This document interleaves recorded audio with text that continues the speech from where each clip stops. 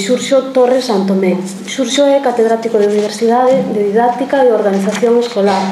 Exerce na Universidade da Coruña e é director do Departamento de Pedagogía e Didáctica.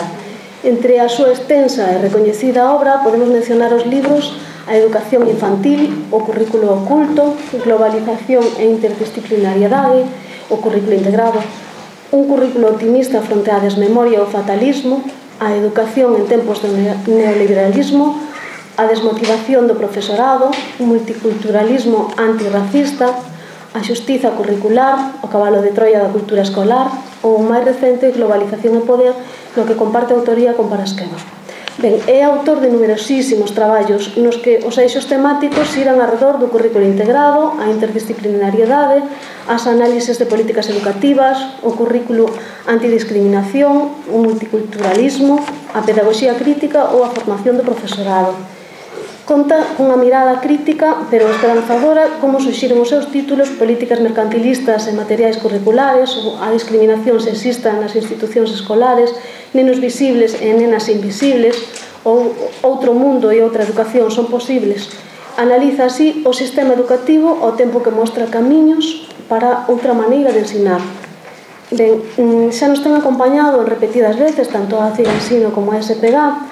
Hai uns anos acompañámonos para analizar a lei orgánica emanada do poder e pensada para agredir a educación, era a lei de calidade. Hoxe de novo está con nós para falarnos da nova lei antiensino, podíamos dicir, que é a LOMCE, e vai nos impartir a conferencia Políticas neoliberais e principios da LOMCE. Agradecemoslle moitísimo a súa presencia de novo con nós e xa lle pasamos a palabra.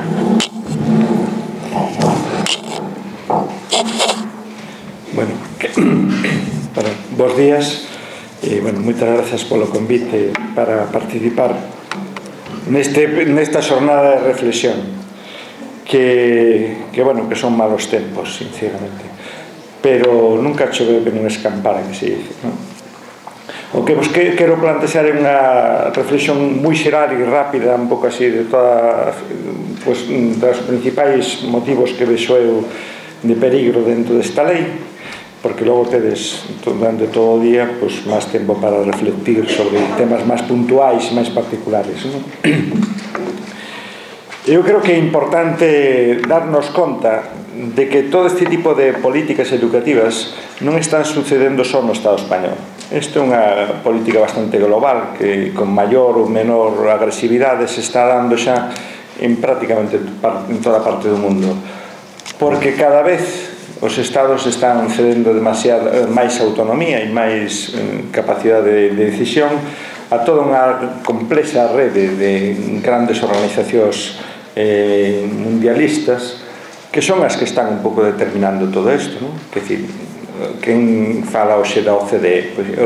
Se a mí me preguntan que é a OCDE, eu diría a OCDE, entre outras cousas, é o Ministerio de Educación do planeta Terra. Todo o que les digan e fagan nos sirve para reorientar e encamiñarnos nas direccións que eles pretenden marcadas. Non en todos os países, porque hai países que se lle resisten, pero, por desgracia, sí bastante no noso.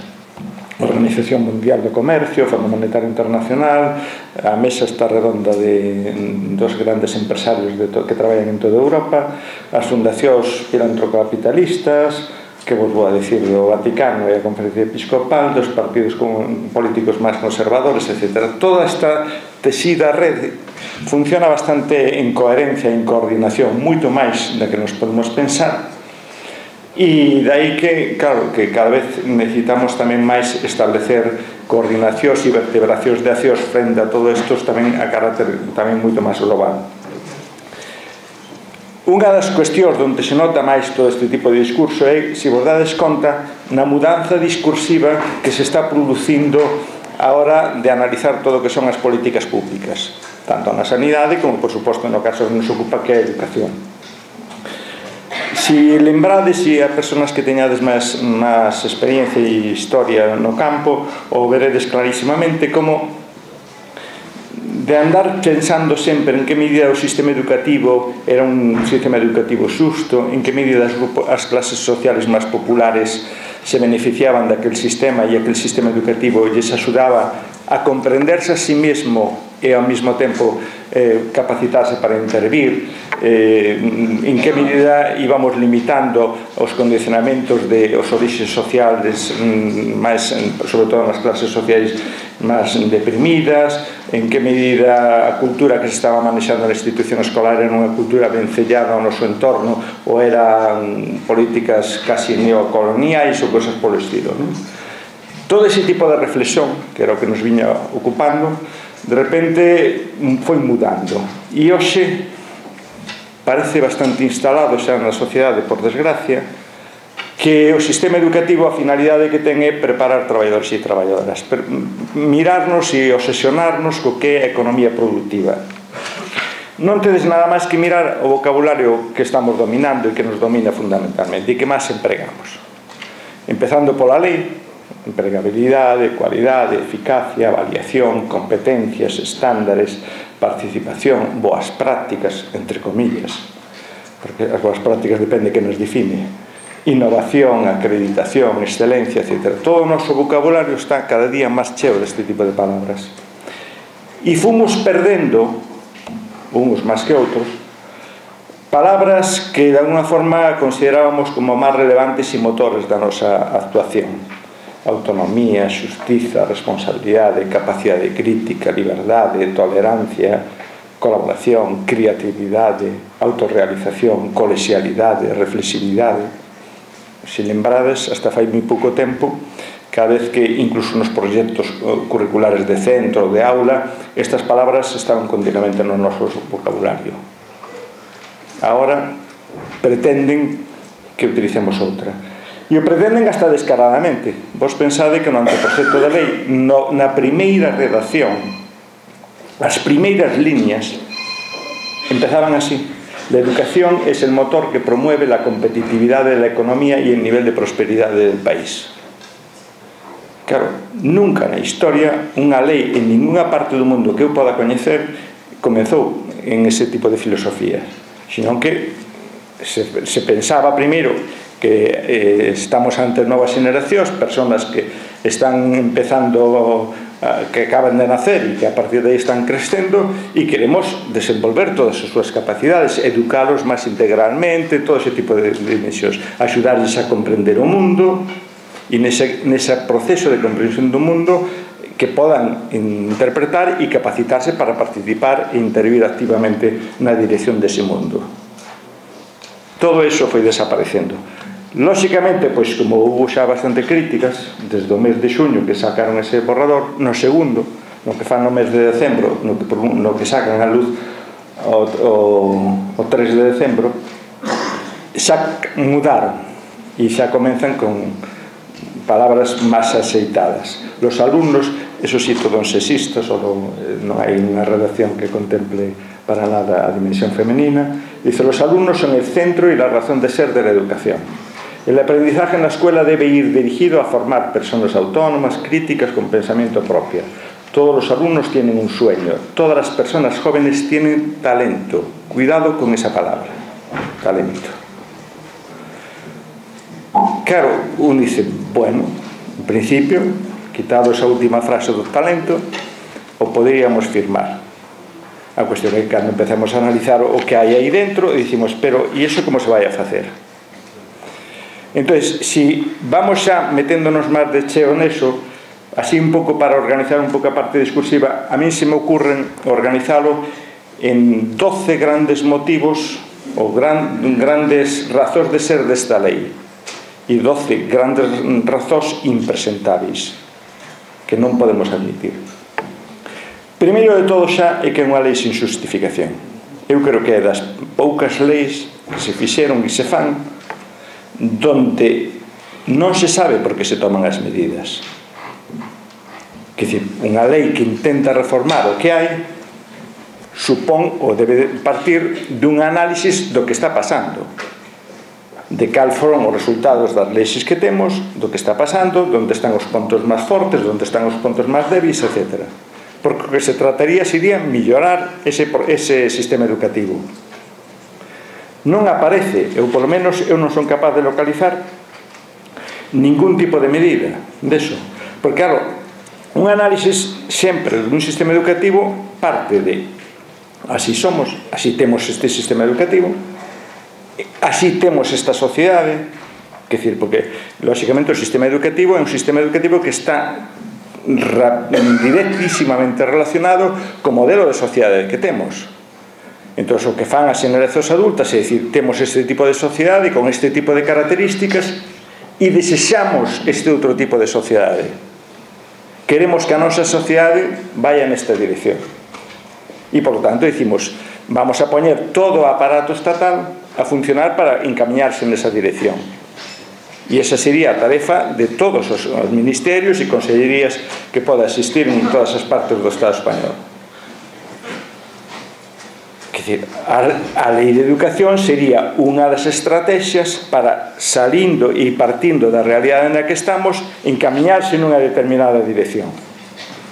Claro, incluso a LOMCE xoga con esas palabras, que decir, eles fan unha introducción agora que intentan como contentarnos, a ver se lendo esa parte discursiva xa nos creemos o que ven despois. Quer decir, porque o que non modificaron foi o articulado, da primeira redacción á segunda.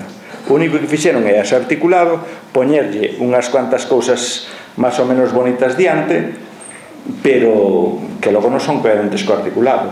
Digo porque si alguén pode dicir, home, pero é que a ONCE anuncia na introducción unha serie de cousas, dice textualmente, bueno, poño a máis na propia lingua na que está escrito: a reforma de la LOMCE se apoya en evidencias e recoge las mejores prácticas comparadas. ¿De onde está? Porque non vin ese documento todavía. Dice, los principales objetivos que persigue la reforma son reducir la tasa de abandono temprano de la educación, mejorar los resultados educativos de acuerdo con criterios internacionales. Cuidado con esa otra de las palabras mágicas. Tanto en la tasa comparativa de alumnos excelentes como la de titulados en educación secundaria obligatoria. Y mejorar, ahí se aparece la filosofía del principio, la empleabilidad y estimular el espíritu emprendedor de los estudiantes. Es decir, rápidamente se les va viendo eso. ¿Qué informes manexan? Que decir, os únicos de que falan? Pois solo son dous, mellor dito, solo é un, que a PISA, o informe PISA que fai a OCDE, que está referido aos estudantes de 15 anos na educación secundaria. E agora, mediante os xornais, divulgaron os resultados do PIRLS, que mide o mismo que PISA, solo que na educación primaria. Non hai outro tipo de análisis. Eso, a mí me parece que eso é grave, ¿no? Porque non hai forma de saber por que razóns van a tomar unha serie de medidas. Só con esos resultados. E me imagino que a finalidade desta reforma non será só mellorar PISA, como logo veremos, porque senón mal vamos. Outra característica é unha lei clarísimamente partidarista, que decir, é a lei onde o Partido Popular reflexa e plasma todos os seus idearios e compromisos políticos e ideolóxicos, e incluso os preconceitos que ten sobre como funciona o sistema educativo e as manipulacións que vai a facer sobre o seu sistema educativo para, a partir dese momento, tratar de lograr o consentimento da poboación. Claro, porque eles, a estrategia, unha das estrategias clave que está buscando todo o sistema educativo e todo o ministerio e todo o goberno e toda a rede mediática que teñen, que é impresionante, é buscar como convencimento da poboación de que o que van a facer ten razón de ser, que está auténticamente justificado. É clarísimamente unha lei neoliberal, que é unha lei que xa asume que son os principios de economía liberal, que é meternos nunha sociedade de mercado, donde, como dicen os grandes neoliberais, o que pode facer o mercado non o ten por que facer a iniciativa pública. E o estamos vendo todos os días nos xornais, nos medios todos de comunicación, etc., o que isto significa. Que decir, eso significa claramente encamiñarnos nunha dirección que é educar consumidores e consumidoras, educar traballadores e traballadoras, non educar cidadás e cidadás. Porque educar ciudadanía significa educar persoas que comprenden o mundo no que está vivindo, os capacitamos para intervir sobre ese mundo e toman decisións sobre como debe ser ese mundo. Que son persoas reflexivas, críticas e autónomas e están cualificadas para tomar as rendas da dirección dese mundo. No outro, ni de broma. Pero cuidado, porque as palabras que están empregando incluso se podían ler en outro senso, pero xa nos meten de refilón un modelo político e económico. Porque a palabra empregabilidade, bueno, pois en principio está ben que ao final do sistema educativo teñamos persoas que se podan encardinar nesa estrutura productiva desa sociedade e que sexan emprendedoras. Bueno, está ben que nos... O que pasa é que eso se mide dentro do que se podría ser un modelo productivo capitalista. Porque hai outros modelos donde tamén esas palabras pasan a ter outro significado. Que decir, a empregabilidade no sentido de un servizo á comunidade, de persoas que se capacitan para traballar en unha estrutura productiva que busca mellorar esa sociedade.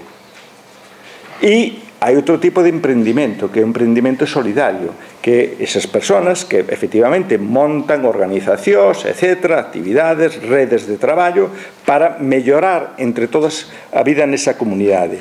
Non para incrementar os beneficios privados dos accionistas ou dos donos dos medios de produción que poda haber aí, que sería o modelo de produción máis de carácter socialista, etc.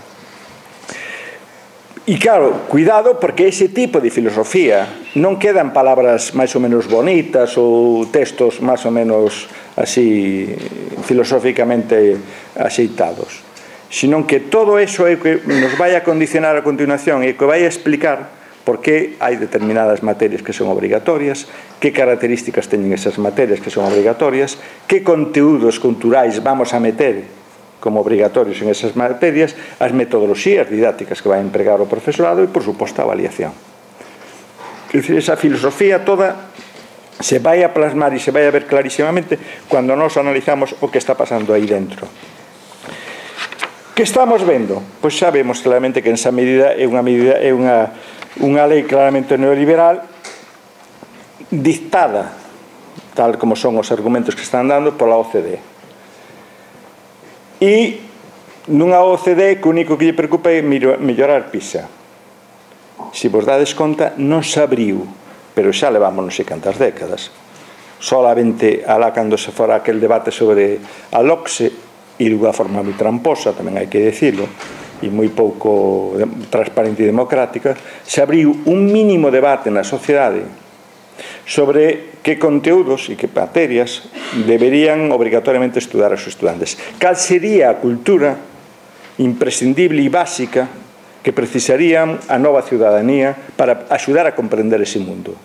É dicir, se nós queremos educar persoas que comprendan e podan participar neste mundo, que deben saber?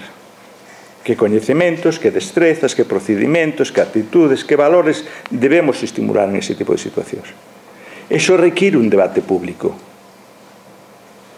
porque non creo que existan persoas que sepan elas claramente o que é esa cultura básica. Cada un de nós sabe aspectos e ten ideas sobre como pode ser e como podemos aclararlo en a medida que montemos estrategias de debate sobre eso.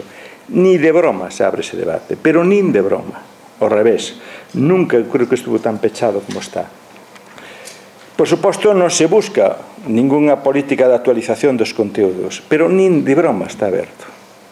Cando todos o profesorado, e non vos digo o alumnado noso, está farto de facerse sempre a mesma pregunta: e isto para que sirve? Contidos nada relevantes, nada motivadores, pouco actualizados, e que non sabemos ben para que sirve, non? En moitos casos. Esa relevancia e significatividade que sempre dicimos que é clave e que debe ser fundamental, nin de broma. Pero, bueno, vamos a mirar eso que dice a OCDE. Quen é este organismo? Que está dicindo? A OCDE só lle preocupan tres cousas, por ahora. Que é a comprensión lectora, que non a lectoescritura, cuidado. A escritura é unha actividade moito máis complexa. E é a que realmente é importante avaliar. Porque a escritura é a que che dice como tes organizada a información do teu cerebro, como comprendes e como organizas esa información. E iso sabe calquer persona que escribe algo. Que dicimos, no, isto sei faciliño, isto escribo moi rápido. Te pos a escrever e dices, non che tan fácil, non? Bueno, pois analiza só o que é unha cuestión tan elemental como é a comprensión lectora, non a expresividade, a comunicación e todo o que eso significa. a alfabetización matemática e a alfabetización científica. Non analiza nada máis. Eu se me ocurriu dicir que non analiza das cousas que até agora consideramos todas as persoas que andamos no mundo da educación que debería ser unha educación integral. Pois se tedes tempo podedes ler. E claro, que non analiza? Pois nin os propios contidos obrigatorios que establece a legislación sobre esas mismas áreas de coñecemento que avalía PISA. Porque PISA avalía competencias, pero na nosa legislación temos unha parte que son as competencias e outras son os contidos obrigatorios. Eso xa nin no avalían. E iso é o que está generando moitas veces problemas e explicacións de determinados resultados que está habendo. Que, por un lado, se pretende que ensinemos e eduquemos en unha determinada dirección máis de aplicación e de utilización dese coñecemento, pero, por outro lado, nos dan un listado enorme de conteúdos que dices, ou fago unha cousa ou outra. Se aposto por as competencias non podo traballar semellante volumen de contidos como os que están legislados. Entón, é o que está pasando. Non analiza, por suposto, a escrita, a capacidade para comunicarse, para razoar, todo ese tipo de cuestións, a capacidade de entender e comprender un fenómeno, un feito histórico, toda a capacidade literaria, educación literaria, o que significa, nin a propia competencia deportiva, nin o mundo de deportes, coñecemento dos dereitos humanos e cousas desos, bueno, eso xa nin de broma, cousas desas, a resolución de conflitos, todo o que é o mundo da educación artística, de todas esas dimensións que son hoxe tan importantes, nada deso se avalía, e ao revés, se vos dades conta, aí é onde están pegando os maiores recortes. Todo o que podemos dicir, educación ambiental, educación para a saúde, educación vial, a capacidade para razoar e emitir xuicios razoables e ben razoados, pois o grado de responsabilidade que ten as persoas que a democracia, nunha sociedade que queremos que sexa así, os hábitos culturais, a educación afectivo-sexual, cantidad de cuestións, nada deso, senón que eso, o que nos está pasando é que están mirando eso. Pero cuidado porque hasta ese propio razonamento non sería nin acorde co que marca a Constitución Española. Porque a Constitución Española, no artículo 27.2, dice: la educación tendrá por objeto el pleno desarrollo de la personalidad humana, en el respeto a los principios democráticos de convivencia y a los derechos y libertades fundamentales. Pois non sei como van a facer co anteproyecto que fixeron. Porque, cuidado, porque PISA midía aquelas tres cousas até agora, porque este ano empeza a medir outra cuestión máis. E que o están levando moi en silencio, pero os documentos que teño están firmados por eles, que é educación financiera. E educación financiera xa no propio portal do Ministerio, cando estaba Ángel Gabilondo, que tamén hai que reconocer, foi o PSOE o primeiro que firma isto, pero bueno, estos non botaron atrás isto, moito menos, pero foron eles os que fixeron. Tiñan no propio portal do Ministerio posto esas cousas. Dicían: os conteúdos obrigatorios, os recursos didácticos e a formación do profesorado para a educación financiera lle corresponde a tres instancias: o Ministerio de Educación, o Banco de España e a Comisión Nacional do Mercado de Valores. Dixen, vale. E, para máis humor irónico, tiñan un portal que se chamaba GPS, escrito así. Digo, por se acaso te desorientas, xa puxeron este nome. Logo lles debiu dar vergonza eso, porque algúns empezamos a criticar ese tipo de situacións, e agora lle cambian, e podes mirar o que está na rede, finanzasparatodos.es /GPS, pero si pos finanzasparatodos.es entras, pero si pos gps.es o programa te mete dentro tamén, o sea, que as bromas siguen aí. Claro, e isto non é unha broma, isto se leva moitos anos preparándose. Desde o 2003, que eu fui cando localicei os primeiros documentos da OCDE, están obsesionados con meter dentro do sistema educativo, na escolaridade obligatoria, a educación financiera, que non é educación económica, que oxalá fora educación económica. Porque a educación económica significa analizar como funciona o sistema productivo, como pode ser mellor, como pode ser máis xusto, como pode non ser contaminante e non pode ser depredador cos recursos naturais, etc. Non. A educación financiera é outra cosa. Entón, eles xa crearon moitísimas comisións. O G8, nas reunións que tuvo, ven dicindo a necesidade de traballar e de mellorar a capacidade das persoas na educación financeiras, ven dicindo iso continuamente. No ano 2008 a OCDE xa creou unha rede internacional que se chama Red Internacional de Educación Financiera, creou outro portal en internet que se chama Portal Internacional para a Educación Financiera, etc. O Banco de España e a Comisión Nacional do Mercado de Valores sacaron no 2008 un plan que se chamaba Plan de Educación Financiera 2010-2011. Pero, curiosamente, esta aplicación de PISA, neste primeiro ano que se aplica, non se aplica en todos os países da OCDE, só se aplica en 18 países da OCDE. Hai unha cosa que chama a atención. Que países son os que faltan de Europa? Porque, se vos dades conta, de Alemania para arriba, incluída Alemania, non está ningún. Suecia, Finlandia, Noruega, Dinamarca, todo ese tipo de sitios, nin de broma, están aí.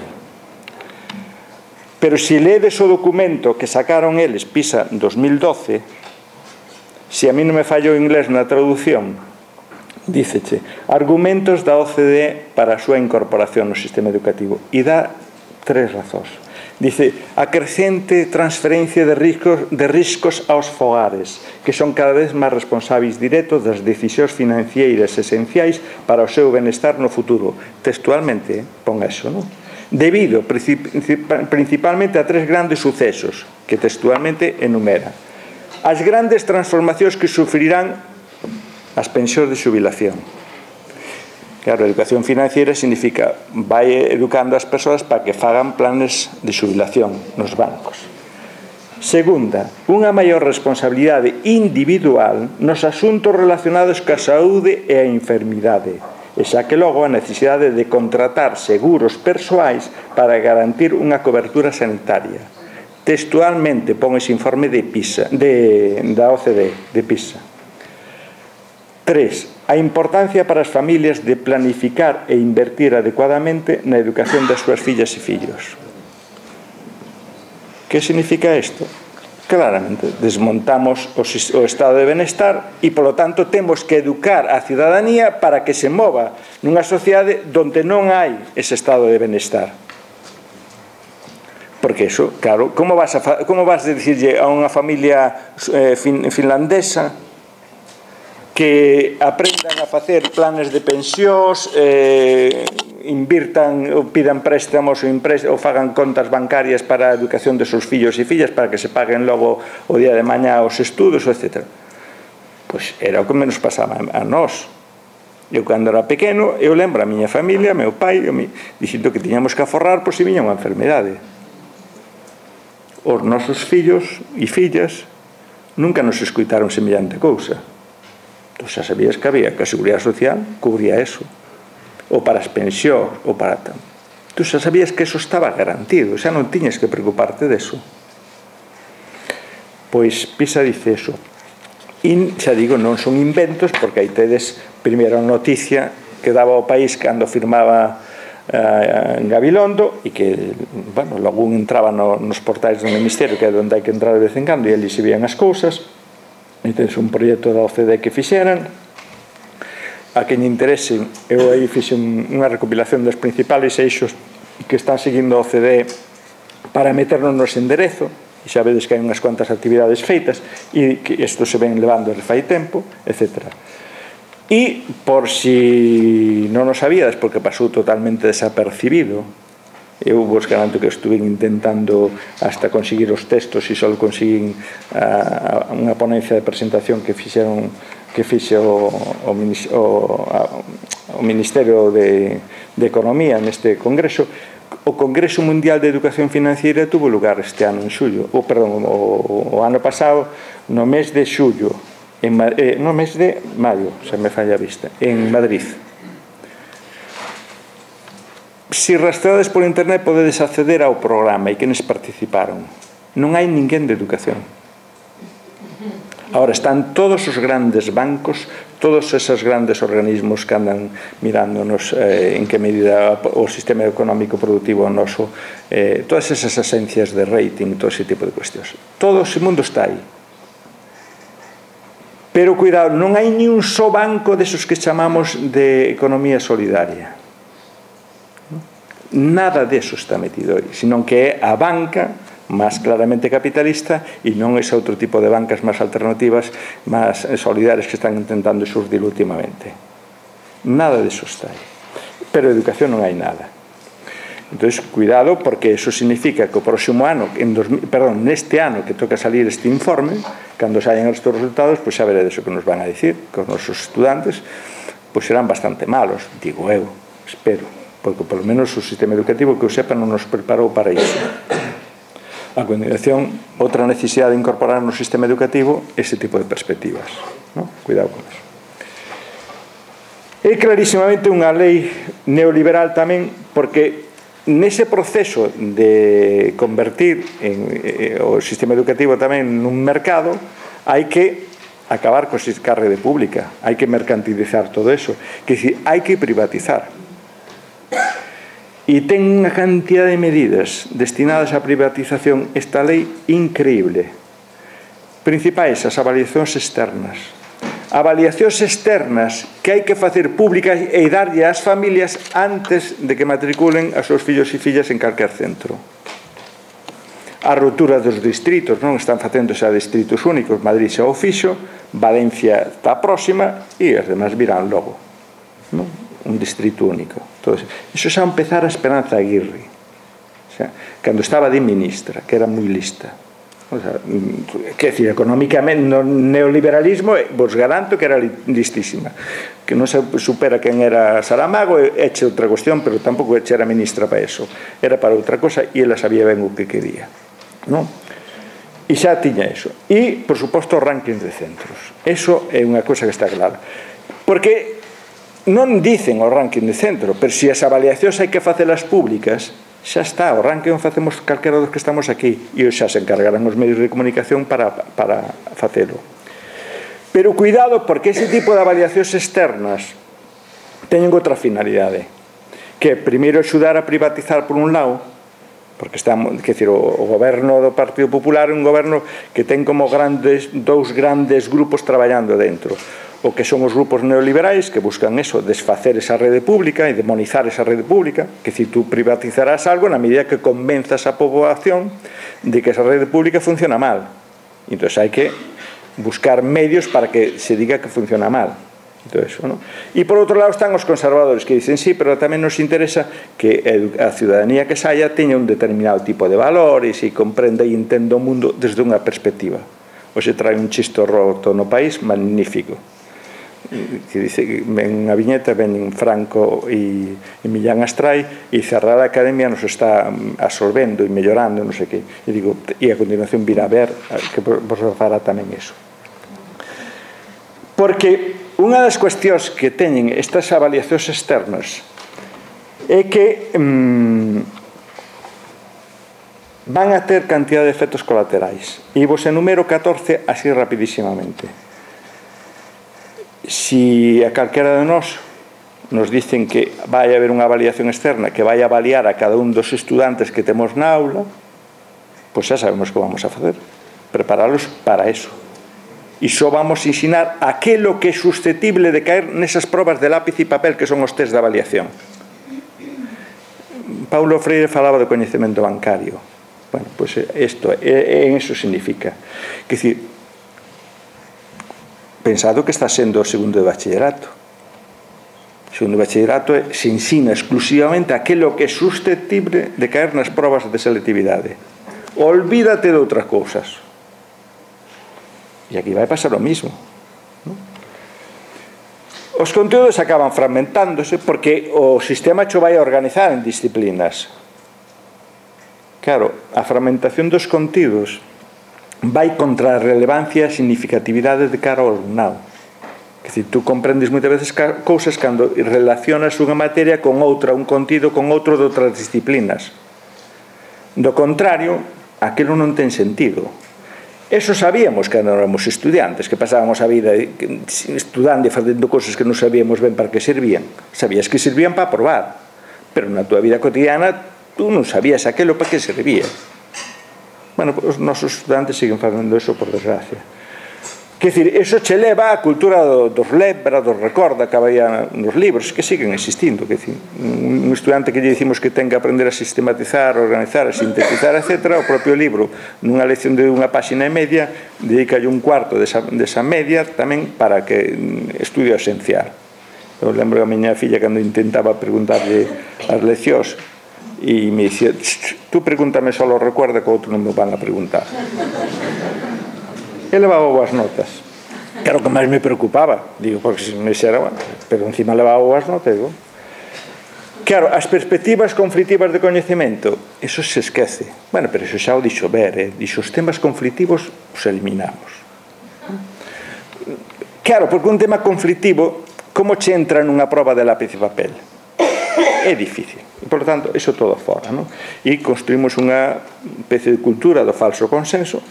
Bueno, cultura que sabemos está dominada por un libro de texto que, salvo algunhas profesoras e profesores que coñecen os autores, os demás non sabemos nin quen escribiu o libro de texto que temos diante.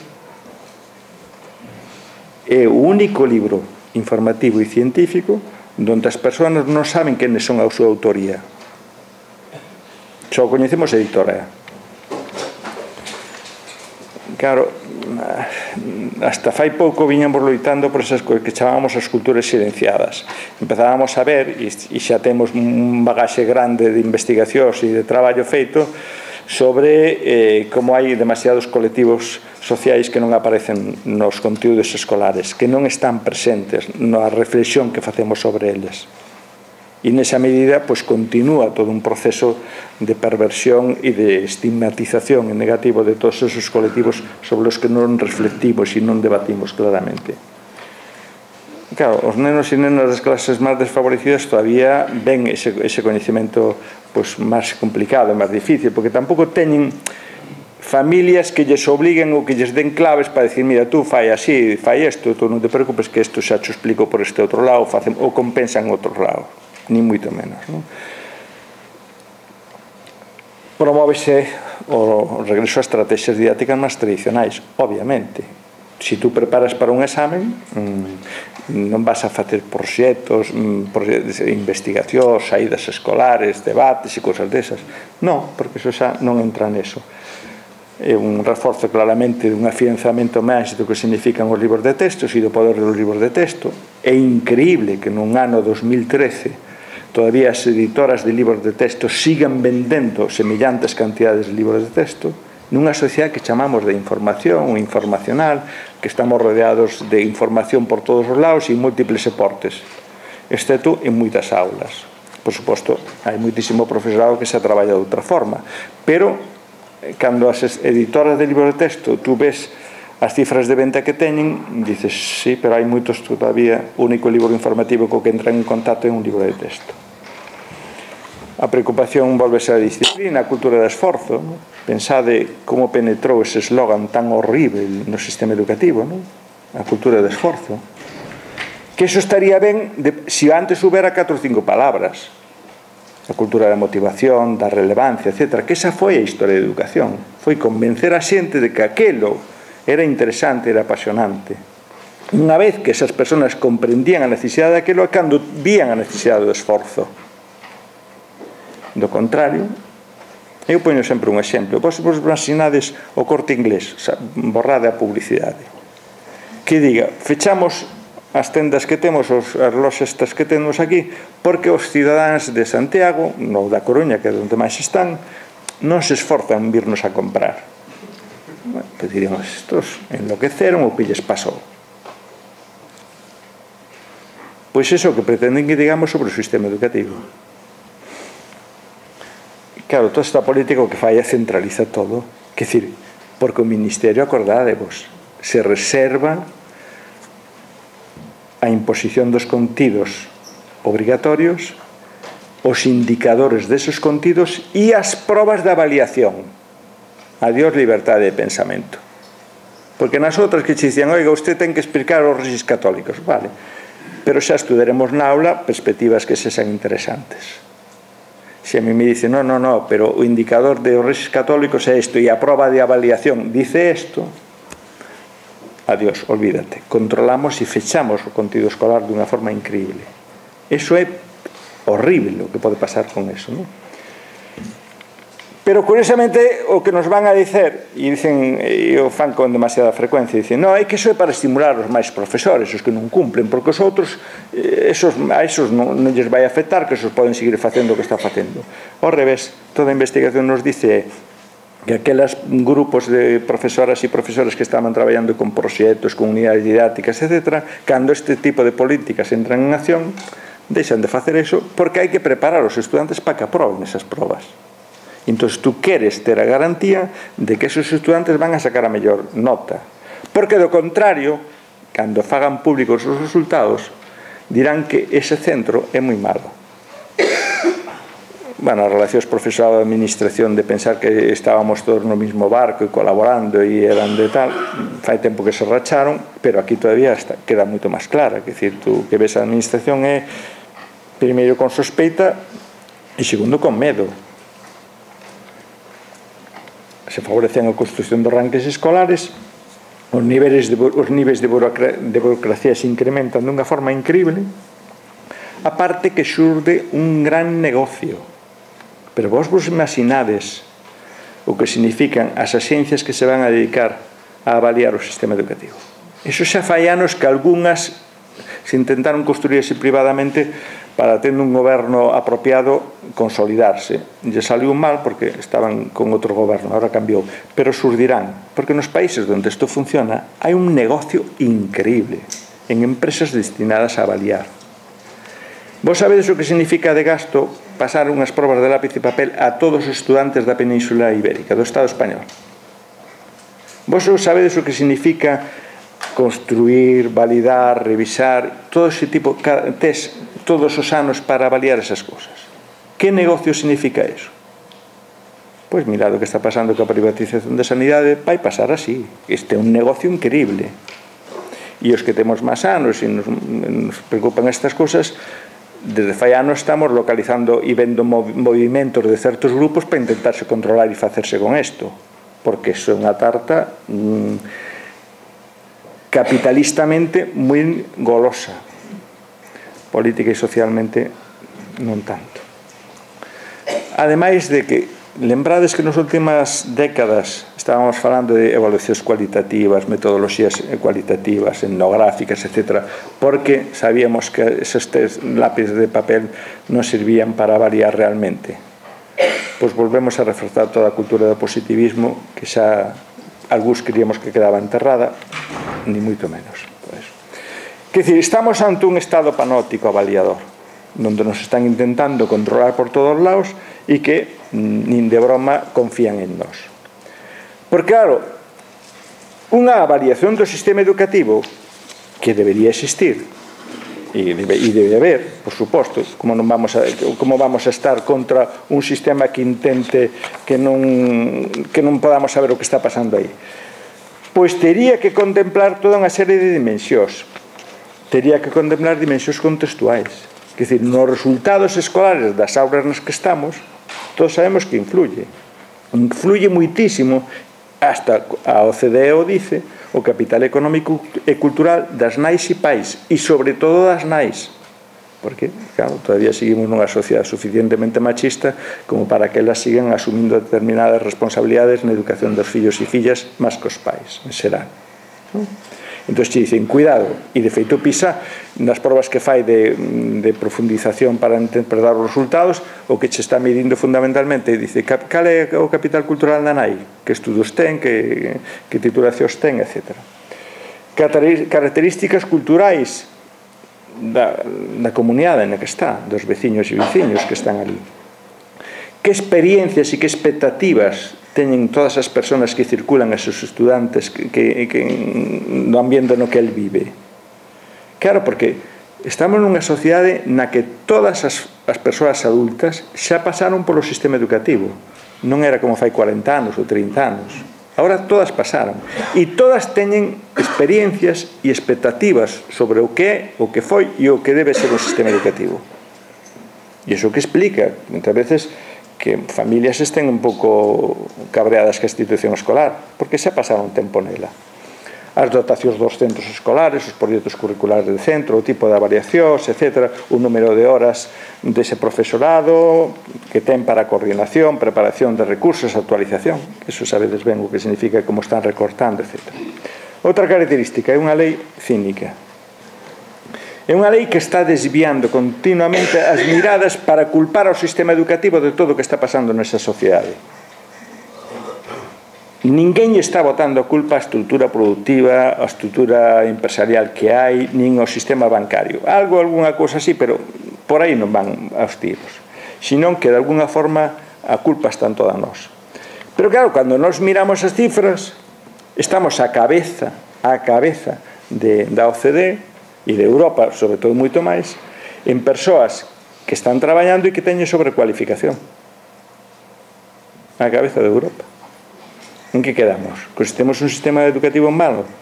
Será que temos un sistema productivo horrível que non é capaz de aproveitar a riqueza que lle está xerando o sistema educativo? Non coñezo ni un só estudo que diga que empresa ou que negocio ou que cousa tuvo que fechar ou non pudo abrirse porque non tiñamos aquí personal cualificado.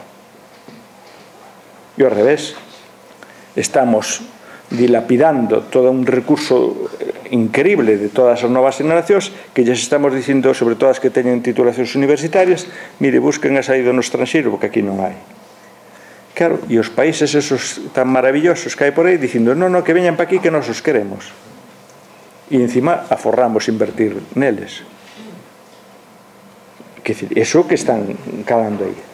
É unha lei clasista, eso é clarísimamente, que decir, aí está o conservadorismo máis visible e a prova é como regresamos moitas décadas atrás ao franquismo, porque baixamos a comprensibilidade aos 14 anos, que o tronco común da escolarización, que é distinto da optatividade, que eu estou de acordo que ten que haber moita optatividade e moita máis, pero é unha optatividade que non impide un tronco común.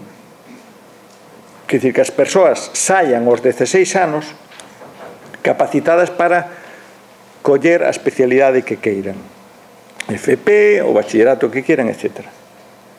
E iso que fan todos os mellores países do mundo en esas probas de PISA, etc. Finlandia ten a comprensibilidade estos 16 anos, non estos 14 anos. Todo ese tipo de países, etc. E iso hai que velo, porque, quer dizer, na Lei Xeral de Educación, que foi cando se implantou ese tipo de comprensibilidade aos 14 anos, cando logo se sube, prácticamente se sube porque en toda Europa xa chegaran a conclusión con unha serie de datos e estudos que estaban facendo e que nós víamos, e todos nós o vimos e o sufrimos en carne, por así decir, non? Tú vías que os estudantes das clases sociales máis populares, mira por onde tiñan vocación para FP, ou para fora do sistema educativo, ou como moito continuaban no FP. As clases medias baixas e as clases medias non tan baixas, así urbanas, rurais, a todas se lles daba ben as letras. E as clases altas se lles daban ben as ciencias. Mira que curioso, que xa máis elitista tiñamos. Home, logo estaban o que dicían os sociólogos así, tipo Bourdieu, xa xente, os reféns da burguesía, non? Un obreiro, un fillo dun obreiro que estaba na universidade. Bueno, pero era un, non? Claro, cando se analiza eso, dicen, mira, aquí está pasando algo. Entón, temos que organizar un sistema educativo para que todo o mundo, polo menos hasta os 16 anos, saia capacitada para ese tipo de cuestións. Porque, do contrario, é creer neso que chaman os talentos, que esa é a palabra que lles encanta, e están continuamente utilizando. E os talentos, se un mira na Real Academia Española, que me imagino que é o dicionario que les miran, pois son xa actitudes e competencias e cosas desas que hai, que se desenvolven. Quer dizer, ao final de un determinado proceso educativo, claro que as persoas temos máis actitudes hacia unhas cosas e outras, pero é fruto da educación porque ese xen, o xenoma humano está decodificado, e non atoparon nin xen de inteligencia nin cosas que se lle pareza. Entón, cuidado con eso. E vos garanto que aí se meteu diñeiro todo o mundo. Porque se tú atopas o xen de inteligencia, atopas que as injusticias humanas non son fruto noso, sino que son fruto do xenoma. O sea, están fora deso. O sea, que imaginadevos se eso se buscou e se busca. Porque é a forma de desculpabilizar todas as injusticias que facemos nós como ciudadanos e ciudadanas.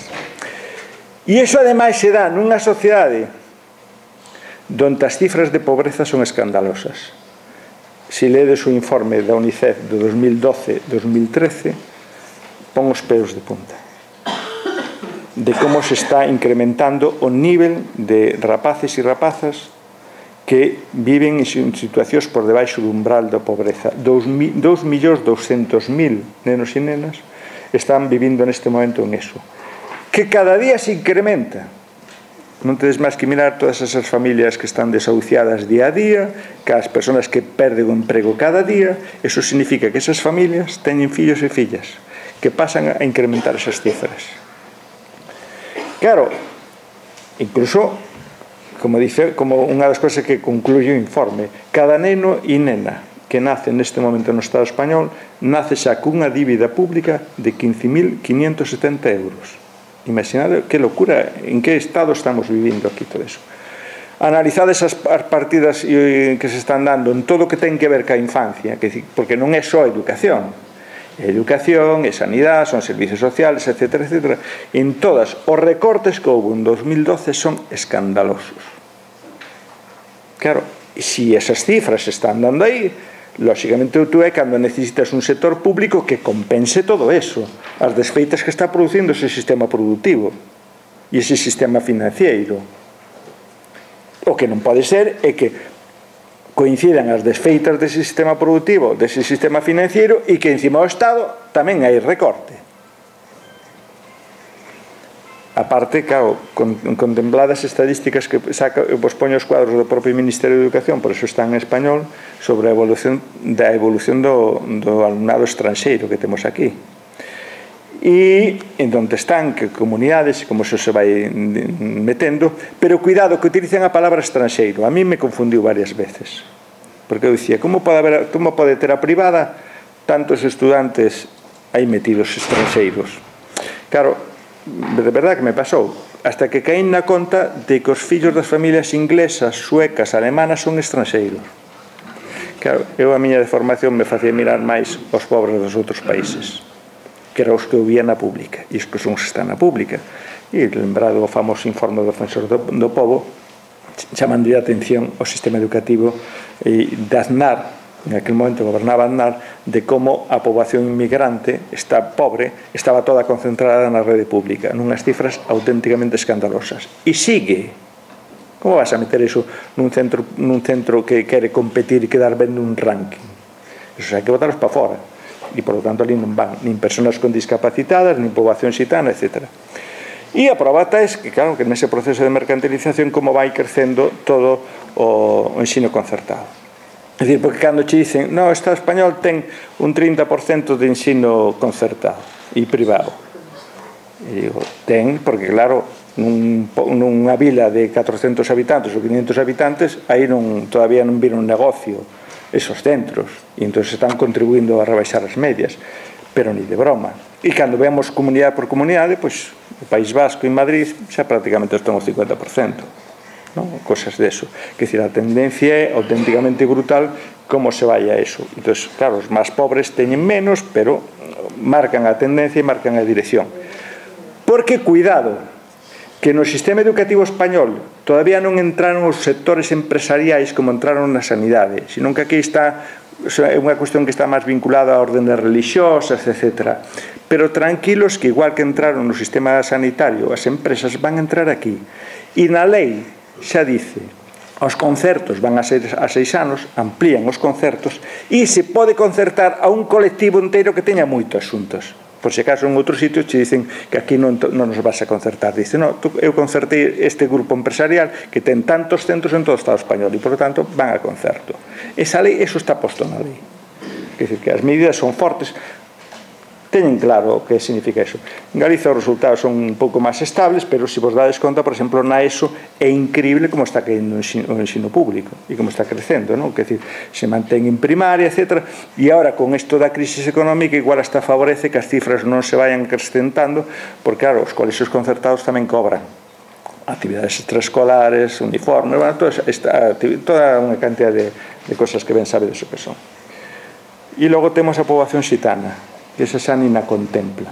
Non hai ni un só apartado na lei que fale nin do mundo rural, nin da poboación xitana, nin das poboacións inmigrantes. Aí había logros que se poden voltar atrás, que se poden voltar atrás. O fracaso escolar nese sector é moi grande, íbamos mellorando, pero cuidado que a volta atrás é moi fácil facela así. Temos unha lei onde ten unha cegueira terrible, interesada, para todo o que son os sectores sociales máis desfavorecidos. Porque se agora che dicen que temos problemas con PIRS, que na primaria está habendo problemas nesos resultados escolares, tes claro unha cuestión, por favor, afiancemos ben a educación infantil 0,6, non 3,6, 0,6, e fagámosla educativa, todo eso ben. E a forma de previr eso, e iso foi o que inventou o século XX en todo o sistema educativo do mundo. Todo eso desaparece. E 0,3 fai moito tempo que teñen como guarderías, o sea, manteñen o nome por aquilo de que a palabra é bonita, pero en realidad son guarderías, volvemos a agardar, etc. E na educación secundaria rebaixamos e expulsamos rapidísimamente a todos os grupos desfavorecidos a partir dos 14 anos, incluso dos 13 anos en función de como veñan dados as repeticións anteriores, etc. Eso está pasando aí. Cunha contradición, porque, claro, en 14 anos, unos van a formación académica e outros son a actividades laborales, a formación profesional básica que les chaman aí. Pero na formación profesional básica poñen un tipo de asignaturas. E hai unha asignatura que pisa a valía, e estes rapaces teñen 14 anos, 15 anos, e que pisa a valía, que é ciencias. E ciencias non é obrigatoria. E é ciencias para actividade profesionales, laborais. Non é a ciencia dos que van pola rama de bachillerato. Van a ir por bachillerato. Co cual, digo, peoraremos en PISA, porque toda esa xente, unha das asignaturas que tanto lles remove e lles parece importante, a poñen como optativa e, ademais, cunha orientación que vai dirixida hacia ese mundo por aí. Co cual, é unha contradición hasta para eles. Quer dizer, aquí o que se trata é de eliminar rapidísimamente e de facer que non se sean visibles dentro do sistema educativo todos os grupos dos sociales máis desfavorecidos. Quer dizer, voltamos, como vos digo eu, antes á lei de 1970, que era unha lei franquista, e que era dos 14 anos, que en algunhas cousas era moito mellor, pero así é tal. Que era unha lei auténticamente conservadora, a educación para a ciudadanía, a reflexión sobre o que é a nosa sociedade está prohibida, xa. Porque hasta desaparece. Porque no primeiro borrador ainda falaban aquilo de educación cívica e constitucional, xa desapareceu. Todo eso. E optamos por un adoctrinamento religioso, porque esa asignatura que poñen é a religión, que é obrigatoria, xunto con outra tipo ética, etc., pero que vai a ser elixir. O sea, vamos a ter unha ciudadanía que non ten unha formación ética dunha ética laica, senón que vai haber un sector importante de estudantes que vai a ser a maioría, ou por lo menos pode ser importante, na medida que é variable. E como os curas e monxas van a ser menos exigentes pola cota que lles ten, pois mirade que tipo de ciudadanía vamos a formar, sobre todo no que significa na reflexión de ética e na reflexión de valores, etc. Porque, cuidado, cando falan de religión, incluso, é curioso, están falando da religión do Vaticano e da Conferencia Episcopal, como a interpretan. Quer dizer, que é a religión que consagra todo un tipo de valores, obediencia, misión, sacrificio, ante o traballo alienado, caridade frente á xusticia, esforzo frente á explotación, paciencia diante das injusticias e sofrimento. Porque se tuviéramos outra religión, por exemplo, dominada por eso que chamábamos teología da liberación, vos garanto que a religión non sería obligatoria. Porque eso é preocupar a xusticia social, o compromiso cos povos, as persoas oprimidas, a colaboración. Quer dizer, hasta están utilizando un tipo de religión interpretada só por un sector. que é a do Vaticano, e a Conferencia Episcopal de Rouco e sus muchachos. É unha lei claramente sexista, non? A prova é que volvemos aos colexios segregados por sexo e, además, cínicamente, se lles ocurre coller unha declaración da UNESCO de 1960, estamos en 2013, claro, cando o século XX ten un listado enormes de cartas de dereitos humanos que foi facendo e algunhas que están pendentes. Que se pensade que fai moi pouco tempo botaron atrás os movimentos do Vaticano a declaración dos dereitos humanos das persoas homosexuais. Pero, bueno, xa se conseguirá e xa se aprobará, porque ningún de nós está parado tampouco neso. Quer dizer, aquí hai unha concesión claramente a dúas ordes religiosas, o Opus Dei e os Legionarios de Cristo. Son as únicas ordes que manteñen este tipo de situacións. É unha lei respañolizadora, recentralizadora. Home, xa se lle escapou claramente cando dixo que había que respañolizar os cataláns e se entende a todos os demais. Claro, vos imaginades este ministerio dicíndonos os contidos obrigatorios de historia, de todas as materias que dicen aí dentro, que fan eles troncales. Pois o que dicíamos hoxe, o chisto do roto sobre Franco e Millán Astray, de que foron de unha forma releídos positivamente pola Real Academia da Historia, o mesmo vai a facer este, por suposto. Non me podo imaginar que manual de historia nos poden facer e que conteúdos e que indicadores nos poden facer sobre ese tipo de materias, etc., literatura, todo ese tipo de cuestións que pode haber aí. Porque, cuidado, que eles diseñan o nome da asignatura, conteúdos desa materia, indicadores e avaliación. Quer dizer, non che deixan opción a que tú podas interpretar aquilo que hai ali. E incluso as comunidades autónomas, bueno, é unha broma como as tratan e todo ese tipo dos programas, bueno, como queren acabar cos programas de inmersión e cosas polo estilo. É unha lei claramente que desconfía do profesorado. Claro, está crendo que nós non sabemos avaliar ou que avaliamos demasiado generosamente, cando todas as investigacións que se fixeron no Estado español o que nos dicen é, mire, o profesorado da pública é demasiado severo avaliando e o profesorado da privada é demasiado generoso avaliando. Esas investigacións están aí. Quer dizer, o profesorado da pública é un profesorado moi exigente e non vos digo nada no nivel de ESO e bachillerato. O sea, é unha cousa incrível. Algúns levamos anos dicindo, parece que están competindo coa universidade, que che queren mandar os estudantes xa formados dali para cando chegan á universidade che digan, ves, sobrades, porque xa os formamos aquí. No, é unha cousa que se vende, pero eu me acordo cando se empezou ca LOSE que xa ese tipo de informes estaban aparecendo por todos os lados, etc. E, además de desconfiar do profesor, vanche poñer unha dirección que van a controlar eles exclusivamente, a administración se vai a quedar con eles. E mirade como se renova no cargo de dirección e todo eso, pois ou me peloteas unha vez que si son eu a administración e te nomeo, ou me peloteas ou vas para fora, porque son eu que che vai a avaliar o teu traballo e che vai a decir si sí ou si non. Incluso hasta lles dicen que poden buscar financiación privada aos directores. Alucinante. É unha lei anti-educación, quer decir, porque nese proceso mismo da avaliación nos estamos esquecendo que o que temos que facer é unha avaliación que nos permita ir detectando que problemas ten ese alumnado para buscar formas de mellorar e adecualo e ver sinceramente que esa persona poda continuar dentro do sistema educativo o maior tempo posible. Porque ao propio instrumento de lápiz e papel impide outro tipo de avaliación máis formativa, impide facer outro tipo de contidos. Como podes analizar con lápiz e papel a capacidade de colaboración, de reflexividade, de análisis crítico, de argumentación, etc. Iso é imposible con un test dese tipo. É unha lei totalmente autoritaria, é unha imposición claramente do Partido Popular e a prova é que non che van a deixar participar no debate. Chamarlle debate a web do Ministerio pois é unha broma de mal gusto, non? Por así decir. Non vemos participación de ningún tipo, nin debates de ningún tipo, nin hasta debates mediáticos nas redes que les controlan, nos xornais, nin nas propias canais de televisión. Eu non vin todavía, nin coñezo, nin vin alguén próximo do Ministerio, deses equipos que están elaborando a lei, participando en debates sobre a lei. non sei de ninguén, por primeira vez non sei no Ministerio quen hai que está facendo todo este tipo de cuestións.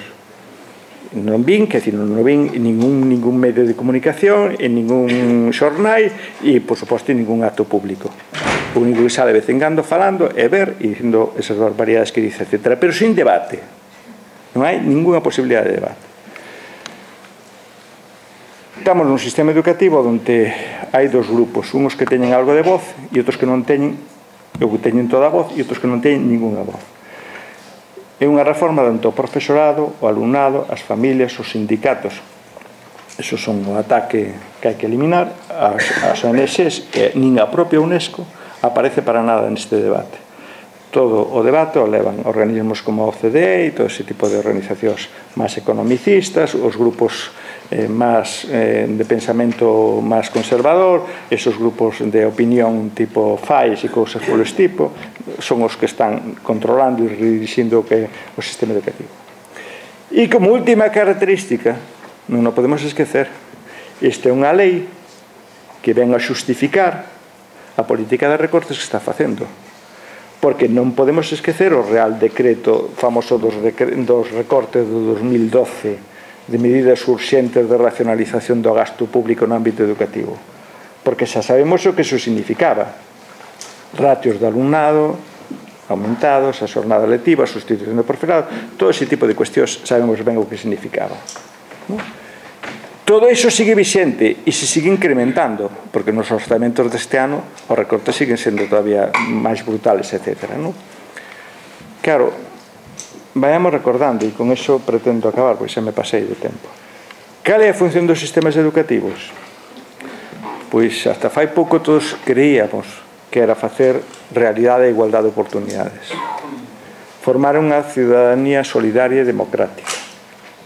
E para iso, todo o traballo de profesorado, de organizacións sociais e políticas, etc., nos foi incluso levantando como motores deses debates. Queríamos unha educación antirracista, antisexista, anticlasista.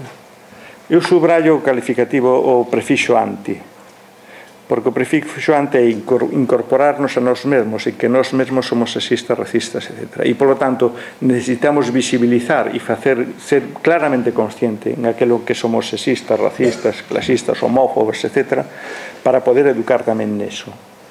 E o que non sexa sexista, racista, homófobo, cosa polo estilo, que me digan que Planeta estudiou, porque no planeta Terra non estudou. Unha educación inclusiva, unha educación laica, unha educación integral, etc. Claro, falar de fracaso escolar non valen as cifras. É importante saber que ese fracaso está aí e esas cifras son escandalosas. Tamén dependendo por comunidades, porque hai unha variabilidade enorme entre comunidades. Pero o que teríamos que saber é por qué.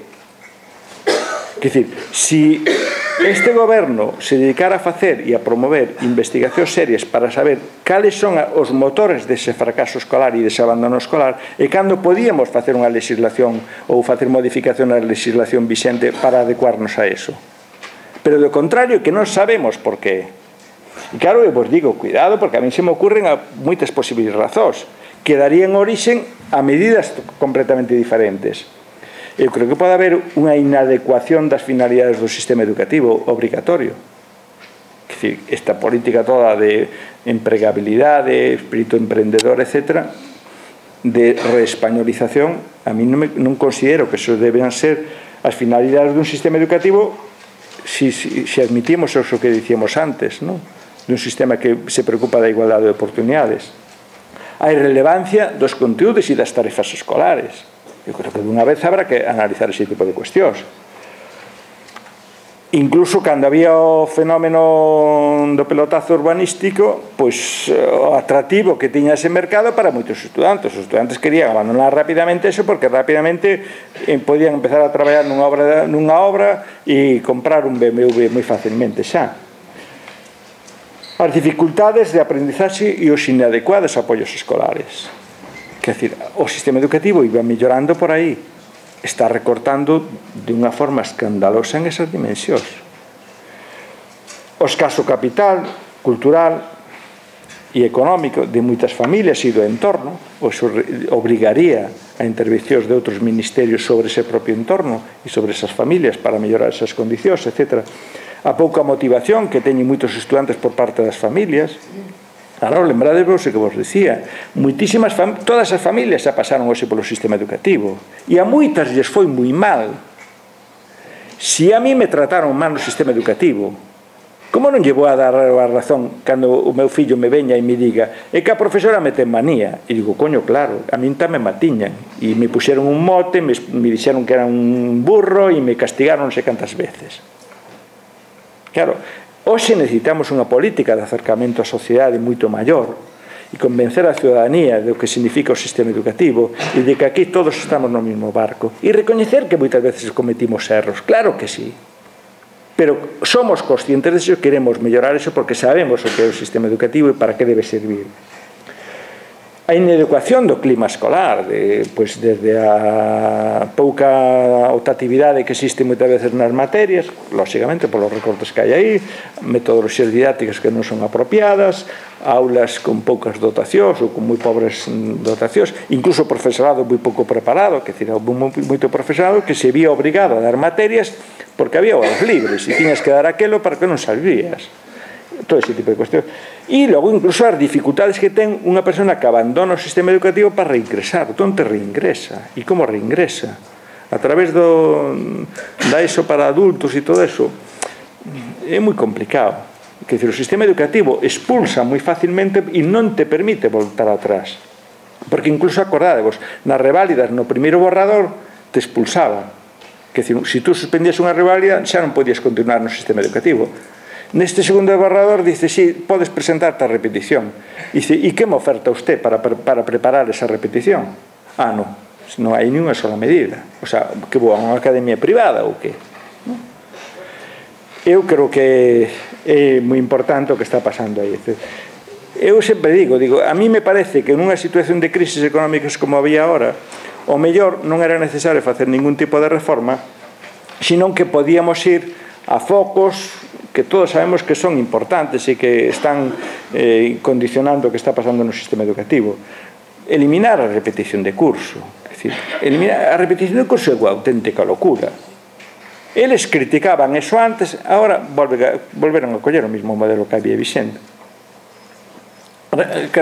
Incluso repetición, cando se dicía unha persona que ten 5 materias aprobadas, volve tamén a repetir esas. Home, que locura é esa, non? Entón era volver a repetir o mismo. Eu creo que esa política de repetición en todos os países, todos os informes internacionales, ningún recomenda nada de eso, sino que recomenda programas, medidas específicas para incidir sobre eso, pero non volverlle a facer a repetir o mismo, etc. Manter o tronco común aos 16 anos, a min eso me parece unha conquista social que perdela é regresar moitas décadas atrás, educativamente e, sobre todo, en política social e en justicia social. Ofrecer unha adecuada variedade de materias optativas. Quer dizer, ese tronco común vai depender de como fagamos esas optatividades. Non é que todos teñen que facer o mismo e a mesma asignatura, non. As matemáticas podo bater 5 asignaturas de matemáticas, con énfases diferentes, pero que incidan no fundamental. Que tipo, que unha persona non aprende desta forma, pero aprende desa forma, de outra forma, etc. Prestar atención aos proxectos curriculares de centro e aos idearios de centro, garantir o laicismo, a mí me parece que iso é auténticamente clave nunha sociedade, impedir a selección, segregación e os agrupamentos de estudantes por sexo, etnia, clase social e capacidades. Aquí se está producindo un retroceso nesto increíble, que ou somos moi conscientes de plantamos cara ou é increíble, porque además é que xa vivimos agrupados socialmente. No barrio onde tú vives están os teus iguais, co cual é moi fácil que nese instituto, nese centro, hasta o centro público que estén aí, estén os mismos, non? E iso non axuda a construir unha ciudadanía onde todos somos diferentes e temos que aprender a traballar xuntos, porque a única institución que temos destinada a aprender a convivir e a vivir xuntos personas de distintas clases sociales, de distintas creencias religiosas, de distintos sexos, de distintas sexualidades, de distintas creencias, etc., é a institución escolar. Si eso non o garantimos, aprenderemos a sospeitar uns de outros. Quer dizer, eu creo que había que vigilar o das ratios, incrementar os recursos e dotacións dos centros, e un eslogan que utiliza a OCDE: atraer, apoiar e reter ao profesorado máis competente nos centros con maiores dificultades. Todo ese tipo de políticas se está cedendo increíblemente. A función dos sistemas educativos era facer unha educación inclusiva, pero unha educación inclusiva non significa prestar atención só ás persoas con distintas capacidades, non. A educación inclusiva é un proxecto político destinado a identificar, primeiro, e logo a superar todos os obstáculos que impiden ou dificultan acceder a esas institucións escolares, a determinados colectivos de estudiantes, participar democráticamente nesas institucións e, por suposto, ter éxito. É un modo que temos e que inventamos mellor para desmontar toda a arquitectura da exclusión e da desigualdade e, polo tanto, evitar a autoculpabilización e o autoodio da persona excluída. Moitísimos estudantes aprenden a autoodiarse a si mesmos no paso polo sistema educativo. Moi fácil. Se alguén non nos explica por que o meu barrio pois é un barrio deficitario, porque a miña familia está en situación de desemprego, porque estamos en situación de pobreza. Se alguén non nos explica eso, eu como estudante buscarei explicacións. E é moi probable que culpabiliza que non ten culpa e que culpabilice os seus propios pais, a súa propia familia do que non teñen culpa. O sistema educativo ten que axudar a comprender eso e a facerlles ver aos estudantes que as súas familias non son as culpables do que está pasando e do que lles está pasando. Moitas gracias.